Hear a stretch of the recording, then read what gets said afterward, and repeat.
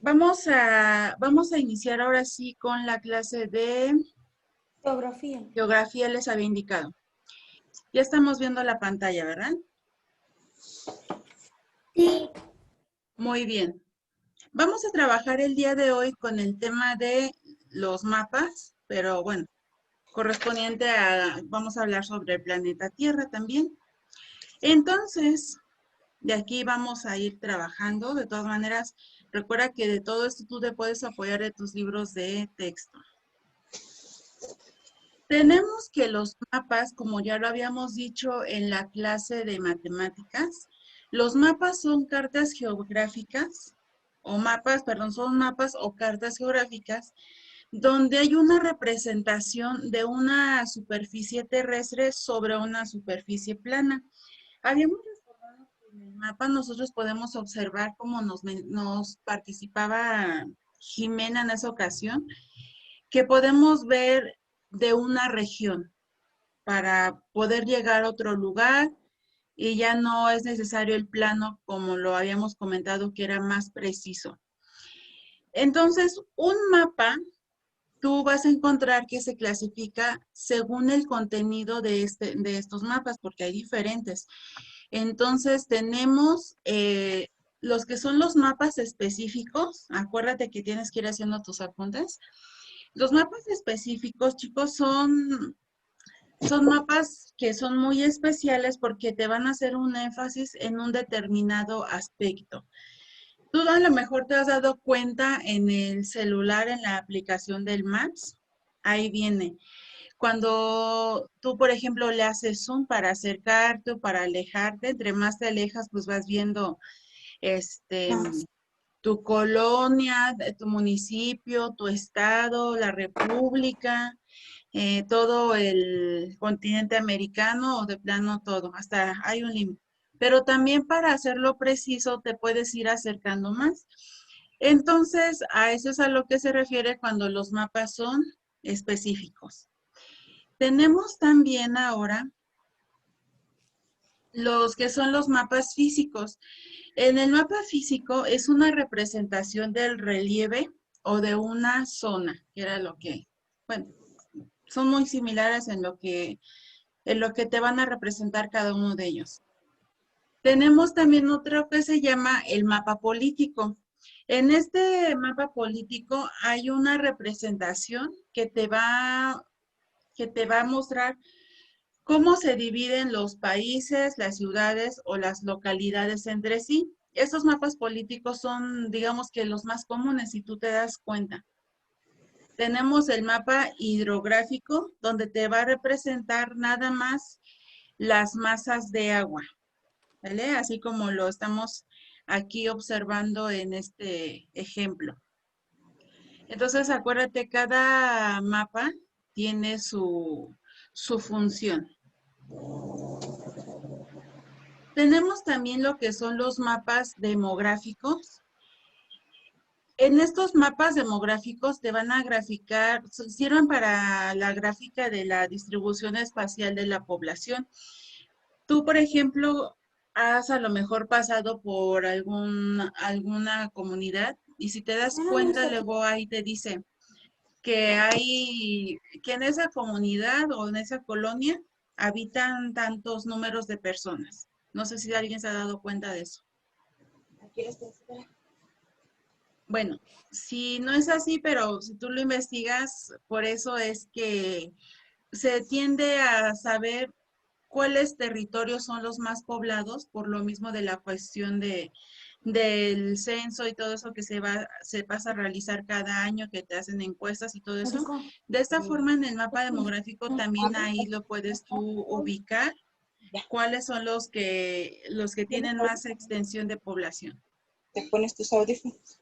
Tenemos también lo que son los mapas generales, donde hay una representación de información básica y también una información general sobre los relieves, las ciudades, las vías de comunicación y todos esos aspectos en cuestión de un lugar específico.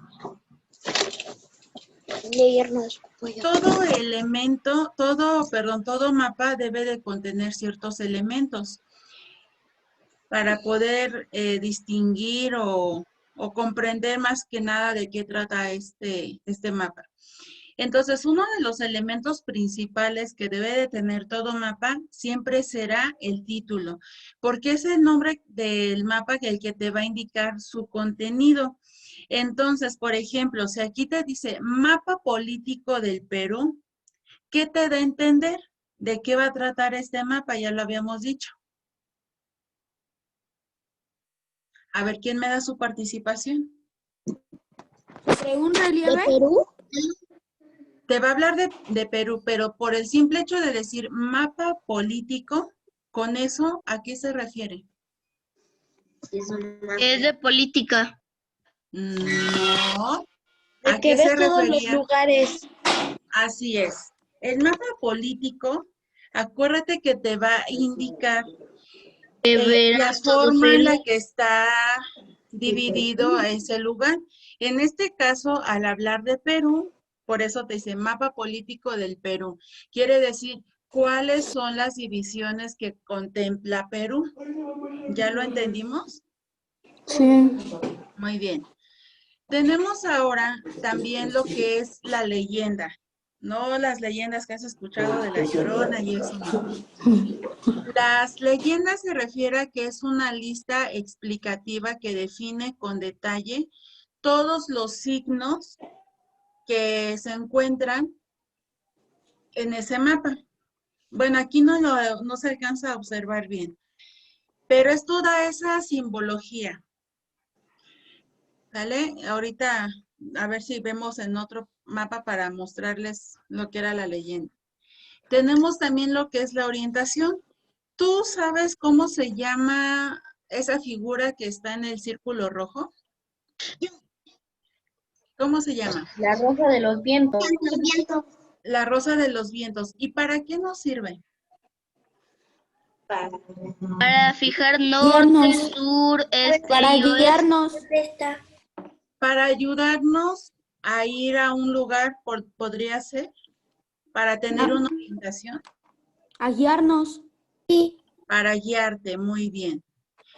Entonces, eso es muy importante y en todos los mapas tú lo vas a encontrar. Están los básicos que tienen norte, sur, este y oeste, 4 nada más puntos, pero hay otros que tienen el noreste, suroeste y todo esto. Pero al final de cuentas, pues es para la misma función. Entonces tenemos que la orientación, como te marca ahí, y que en todos los mapas lo vas a encontrar, tenemos que es el instrumento, como ustedes comentaban, que este te va a representar a lo que es una brújula, que también te sirve para lo mismo, y que se emplea para guiarnos con los puntos cardinales, que era lo que yo les estaba comentando. Tenemos también lo que es la escala. La escala es como una línea recta, no sé si ustedes se han percatado en algunos mapas, que luego viene como si fuera una línea recta. Esa escala es la relación de distancia que hay en un terreno y se marca de manera numérica. Y tenemos aquí también lo que son los símbolos. ¿Recuerdas que en esta presentación te hablaba sobre la leyenda? Sí. Entonces, aquí viene más específico, que son los símbolos del mapa. En un mapa, siempre va a ser muy común que tú encuentres algunos símbolos. En esa simbología, son los aspectos que tú puedes identificar en un mapa. Tanto pueden haber estos, pueden haber quizá otro tipo de símbolos o diferentes según el propósito de cada mapa. Por ejemplo, si en un mapa vemos unos cuadritos y están situados en ciertas áreas del mapa, estamos hablando de que vamos a tratar asuntos del capital nacional, del capital provincial, si es el cuadrito blanco, el punto una ciudad. Y tenemos ahí otros símbolos que en su momento en ese mapa indicarían cuáles son los límites internacionales, los interprovinciales, límites departamentales. Si vamos a hablar, por ejemplo, de carreteras, lo que son las rutas, cuando vemos como la figura de abajo, el símbolo, estamos hablando de dónde pasa, por dónde hay ferrocarriles. Entonces, te comentaba, tú en el mismo teléfono hoy en día, afortunadamente es la cuestión de que tú ya puedes observar inclusive en estos símbolos, según a donde tú te quieras y de la manera en la que te quieras trasladar. Hoy en día en la tecnología ya puedes encontrar, por ejemplo, pones tu punto de ubicación al punto donde quieres llegar y ya puedes, por ejemplo, seleccionar en el mapa, no sé si se han dado cuenta ustedes en el teléfono que puedes colocar, si quieres llegar a esa, ¿cuánto tiempo tardarías llegando a esa distancia? Caminando, en carro particular, en transporte público, también donde hay tráfico y todo eso. Entonces, a eso es a lo que se refiere también con la simbología. Y bueno, pues hasta aquí, chicos, es así, a grandes rasgos, el tema de los mapas. ¿Alguien tiene alguna duda al respecto? No, ¿Ninguno? ¿Todo les No. quedó claro? ninguno tenemos Sí. pregunta, Miss. ¿Cuál duda? ¿Alguien iba a comentar algo? Creo que sí. ¿No? No, yo entendí que alguien dijo que sí tenía una duda. Ya estamos para resolverlas. Todos escuchamos, Luis. Bueno, a ver, entonces, como no dicen que no tienen ninguna duda, yo sí les voy a preguntar ahora a ustedes, porque a mí casualmente se me olvidó, ¿vale? Entonces, yo te voy a decir a lo mejor el nombre y tú me vas a decir a qué se refiere ese mapa. O yo te digo a qué se refiere y tú me vas a decir cuál es el título de ese tipo de mapa. ¿Ya me entendiste? Sí. Mapa político del Perú. Sí. Puede ser de Perú, de México, de Estados Canadá, Unidos. de España, de donde tú Pues quieras. muestra Lo importante es que los la únicos cuestión que aquí yo que decía encuentro. mapa político. Entonces, si yo te digo que en este tipo de mapa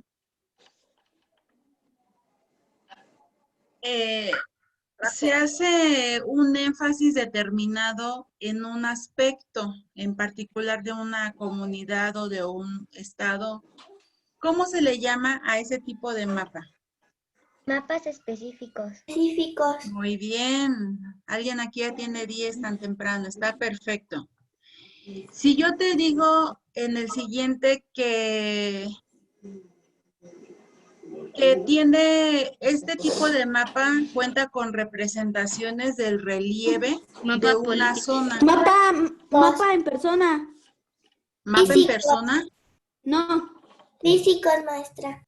Mapa físico. Muy bien. Dije, ¿en persona? Ah, caray, ¿esos dónde los venden ahora? Ahora, tú me vas a decir el nombre de este mapa. No, más bien, yo te voy a decir el nombre del mapa y tú me dices a qué se refiere.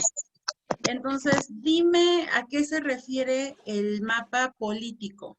Que se refiere a todo el estado y otros terrenos.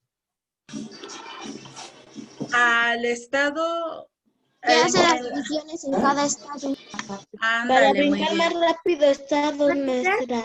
Muy bien, esa ya es una explicación más clara. Están bien las dos participaciones. Es donde una representación donde se van a dividir los países, las ciudades o las localidades entre sí, ¿vale? Entonces, y en el caso del mapa hidrográfico. Muestra las masas de agua. Muy bien. Entonces sí estuvieron sacando su apunte, perfecto. Representación de las masas de agua. Ya ustedes con calma a lo mejor pueden conseguir ejemplos de estos tipos de mapas y los puedes ir completando en tu apunte para que lo comprendas mejor. Ahora, ¿cuáles son las características o a qué se refiere el mapa demográfico? No estuve cuando lo dijo, Miss. Grafica la distribución espacial de la población. Muy bien. Te grafica la distribución espacial de la población y era donde yo les mencionaba que hoy en día de esa manera también podemos ver cuáles son los lugares que están más poblados, porque hay unos más poblados que otros. Maestra, Y ahorita nos volvemos a conectar. así es. Tenemos también los que son, bueno, dice que te representan información básica y general en cuestión de los relieves, ciudades, vías de comunicación. Mapas generales. Mapas generales. Muy bien. Necesito que me menciones, ¿quién me menciona al menos 2 elementos importantes? Bueno, no que unos sean más que otros, pero ¿quién me menciona al menos 2 elementos que conforman a los mapas y que, bueno, todos los mapas en sí siempre lo van a tener? ¿Cuáles son esos elementos? Yo. A ver, Etienne. Muy La bien. leyenda y la orientación. La leyenda y la orientación. Muy bien. ¿Quién me menciona otros diferentes? A ver, Emily. La escala Yo, La escala y cuál, perdón. y el título.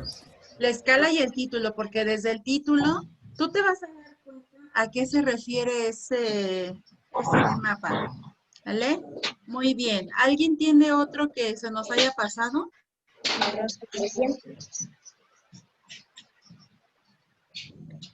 ¿Qué otro elemento importante debe de tener? Los Relieve. Los símbolos del mapa. ¿Qué más? Muy bien. Que también son importantes. El relieve. El relieve, no. A ver, otro. La escala. ¿Cómo se llama? Bueno, sí, la escala también. A ese instrumento que a mí me va a servir para Rosa de guiarme. los vientos. Muy bien. rosa de los vientos. Todos los mapas también van a contener la rosa de los vientos. Perfecto. Ya mencionamos la escala y los símbolos. Muy bien, entonces quedó claro este tema hasta aquí, ¿verdad? Sí. Bien, vamos a aprovechar el tiempo que nos queda Sí, maestra. para pasar entonces a la clase de historia, porque les voy a compartir un video y información también, ¿vale? Esperando ahora sí lo escuchen desde el inicio. Bueno, ya tienen ustedes también sus actividades que están trabajando en casa, ya les mandé el cuadernillo por asignatura y ahí es donde van a complementar ahorita lo de geografía. Entonces, vas a abrir tu cuaderno ahora de historia y vas a poner como tema la vida en el campo y la ciudad. La vida en el campo y la ciudad. En la pero esa primera, nos la enseñaron en cuarto, ¿no? sí, son temas que se van profundizando. Pero si ya lo vieron, pues está perfecto, porque así sirve que podemos participar todos, ¿vale? Porque es que en cuarto Recordando nos pusieron a hacer un lo que ya en su juego algo momento así vieron. de cuarto. ¿Ya colocamos el tema?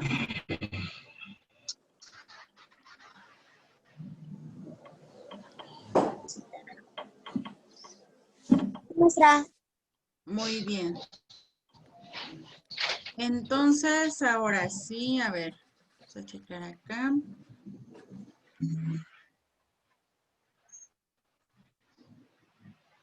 A ver, permítanme un momento.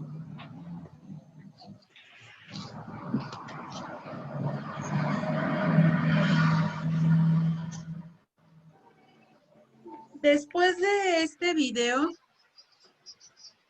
vienen 3 preguntas. ¿Gustan que se las dicte de una vez y conforme va la explicación ustedes las resuelven? Sí, maestra. Sí, Miss. Ok, permítanme un momento, déjenme ir al final del video.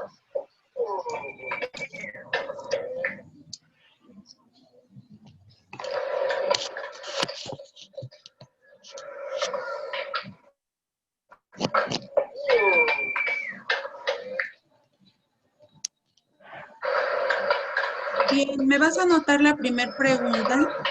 Dice así, ¿dónde vivía y a qué se dedicaba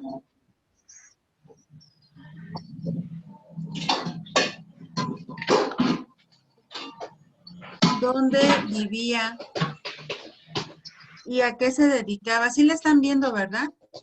Sí. Ah, ok, pensé que se me había olvidado. Entonces, cópienlo, por favor. ¿Dónde vivía y a qué se dedicaba la mayor parte de la población de México en el siglo XIX?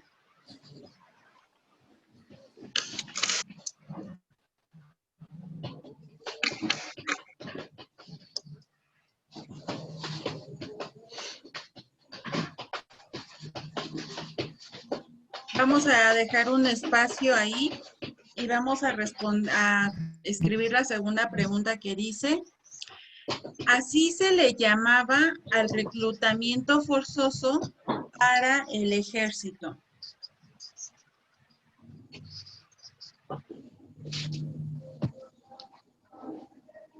Y la tercera pregunta, igual dejando un espacio para contestar la anterior, sería, ¿a qué lugares acudían a divertirse la población de México del siglo XIX?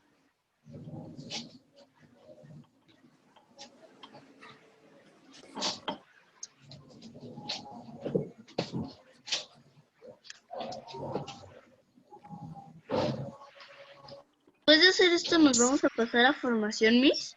Sí, Después de formación nos vamos a salir y nos volvemos a conectar. así es, ya lo saben. Muy bien, ya puedo iniciar el video ahora sí, ¿verdad? No.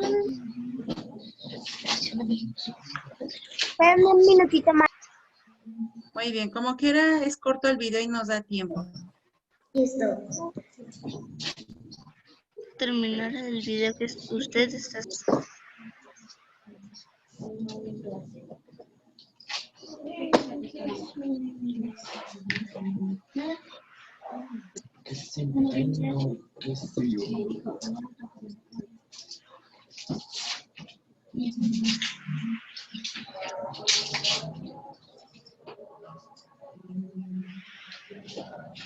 Bien, ahora sí ya lo iniciamos, ¿vale? Pongan atención, por favor.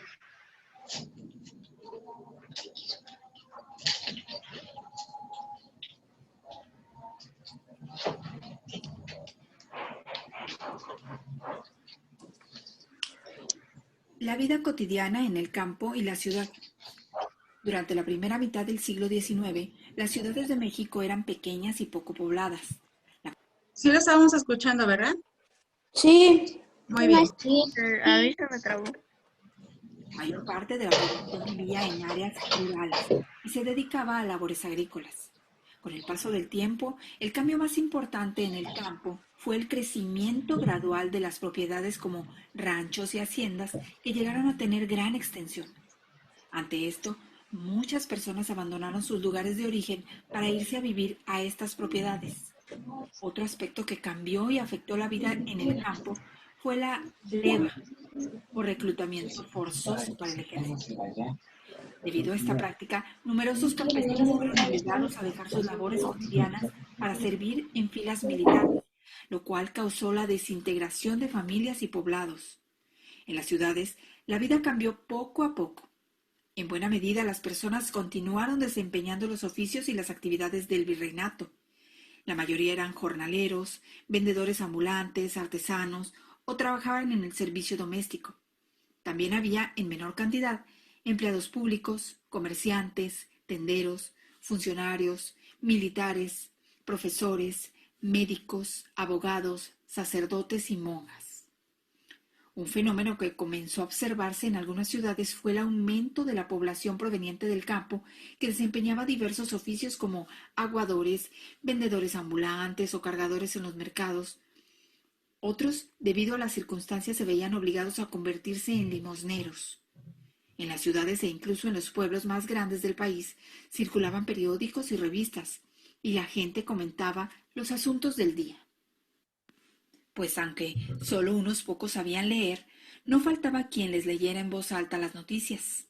Además de las fiestas religiosas, también comenzaron a organizarse conmemoraciones cívicas, como el Grito de Independencia, que se celebró por primera vez el 16 de septiembre de 1812, en Huichapan, Hidalgo. No todos los niños asistían a la escuela, pues al igual que en el campo, la mayor parte ayudaba a sus padres en las labores cotidianas. Las ciudades eran pequeñas y en ellas se destacaban generalmente los templos, mercados y palacios de gobierno. También en esa época la población acudía a divertirse a las corridas de toros, jaripeos, o bien a las peleas de gallos. Asimismo era común ver a las personas divirtiéndose con juegos de azar. Por ese tiempo apareció el libro Ensayo político sobre el reino de la Nueva España, del alemán Alexander von Humboldt, que describía la situación de nuestro país en los ámbitos biológico, geográfico, económico y social. Este libro despertó gran interés en Europa por la riqueza cultural y natural de México y ocasionó la visita continua de viajeros italianos, franceses, ingleses y alemanes.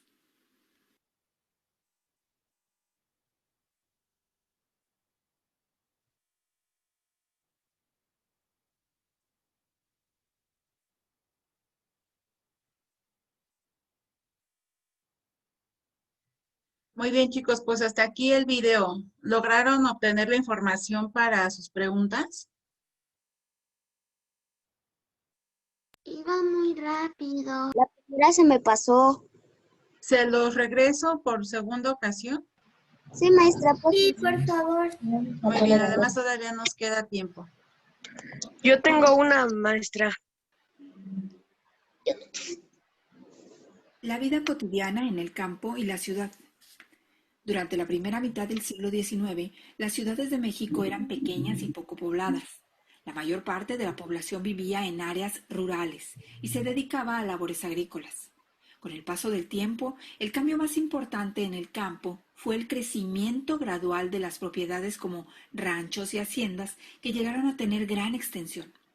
Ante esto, muchas personas abandonaron sus lugares de origen para irse a vivir a estas propiedades. Otro aspecto que cambió y afectó la vida en el campo fue la leva, o reclutamiento forzoso para el ejército. Debido a esta práctica, numerosos campesinos fueron obligados a dejar sus labores cotidianas para servir en filas militares, lo cual causó la desintegración de familias y poblados. En las ciudades, la vida cambió poco a poco. En buena medida, las personas continuaron desempeñando los oficios y las actividades del virreinato. La mayoría eran jornaleros, vendedores ambulantes, artesanos o trabajaban en el servicio doméstico. También había, en menor cantidad, empleados públicos, comerciantes, tenderos, funcionarios, militares, profesores, médicos, abogados, sacerdotes y monjas.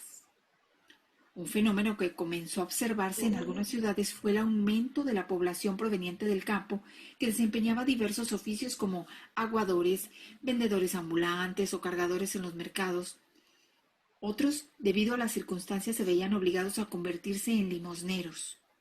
En las ciudades e incluso en los pueblos más grandes del país circulaban periódicos y revistas, y la gente comentaba los asuntos del día. Pues aunque solo unos pocos sabían leer, no faltaba quien les leyera en voz alta las noticias.